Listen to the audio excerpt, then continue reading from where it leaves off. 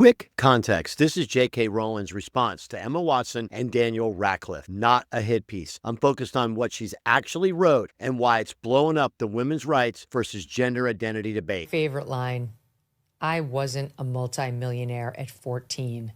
I lived in poverty while writing the book that made Emma famous. That line is going viral for a reason. It reframes the whole Rowling versus Emma Watson story as a lived experience versus celebrity bubble. Instant fuel for culture war timeline. Oh my God. It's so effective. It's so good. And her betrayal of J.K. Rowling. When J.K. Rowling needed a friend, years of just letting these has finally shot back. And it is scathing. It is beautiful, and it is clearly written by someone who's made $1 billion plus with her writing skills. I want to make a couple of points. I'm not owed eternal agreement. Important baseline. Disagreement isn't disloyalty. Rowling's is saying free speech includes friends pushing back without turning it into a cancel culture loyalty test. From any actor who once played a character I created. Emma Watson and her co-stars have every right to embrace gender identity ideology. However, Emma and Dan in particular have both made it clear over the last few years that they think our former professional association gives them a particular right, nay, obligation, to critique me. That obligation is the pressure point. She's calling out the social media rulebook where silence equals guilt and public condemnations are threats like moral currency. In my views in public. Years after they finished acting in Potter, they continue to assume the role of de facto spokespeople for the world I created. When you've known people since they were 10 years old, it's hard to shake a certain protectiveness. For the past few years, I've repeatedly declined invitations from journalists to comment on Emma specifically. Ironically, I told producers I didn't want her to be hounded as the result of anything I said. Emma asked someone to pass on a handwritten note from her to me, which contained the single sentence, "I'm so sorry for what you're going through." Here's where it stops being abstract. Whatever you think of her policies, death and assault threats aren't debate. They're crimes. We can argue policy without endorsing harassment. She has my phone number. This was back when the against me were at their peak, and I was constantly worried for my family's safety.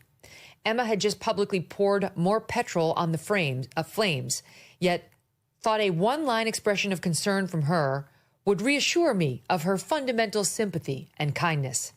Like other people who have never experienced adult life uncushioned by wealth and fame, Emma has so little experience of real life, she's ignorant of how ignorant she is. She'll never need a homeless shelter. She's never going to be placed on a mixed public hospital ward.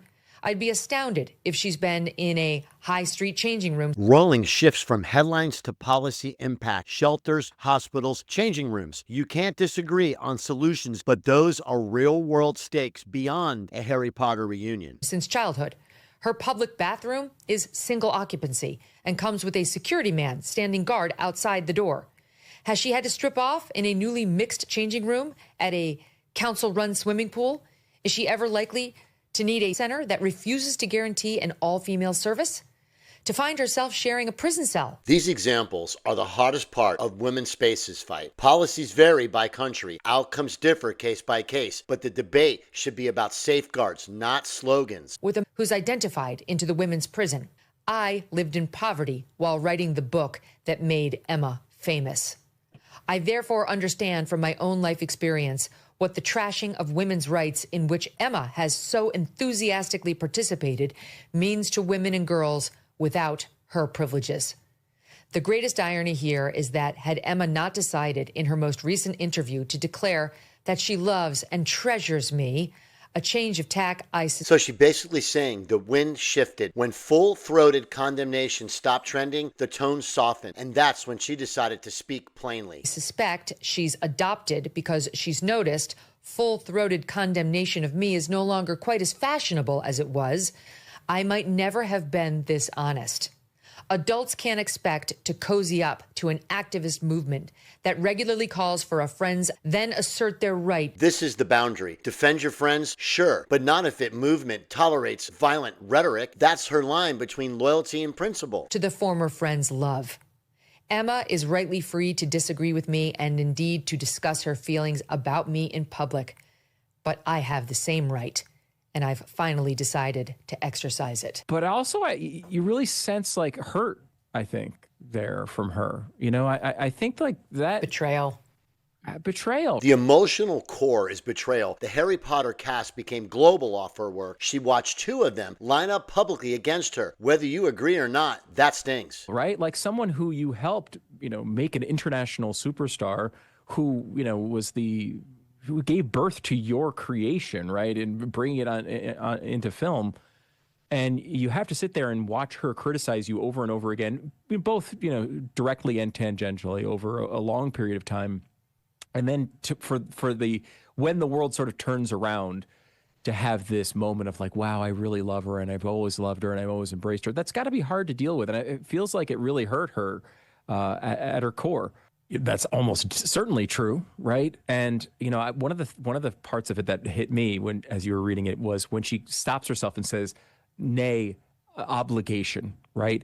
As an obligation for her to come out and talk negatively about J.K. Rowling. That is how the society worked a couple years ago. Like the left, and honestly, tons of people in the middle, some even on the right, felt the obligation to post the black box on Instagram, felt the obligation. They had to speak out. They had to take on this unjust world that they had no part in, of course, but everyone else seemed to have a major problem with. When we're talking about, as you note, biological truths. I am with you on this. I don't believe any of these people. I wasn't a multimillionaire at 14. I lived in poverty while writing the book that made Emma. So where do you land on the J.K. Rowling versus Emma Watson? A justified public responses, private convo gone public. Keep it civil, policy over people, facts over dunking. Outrage bait? Hit subscribe and tell me what I missed.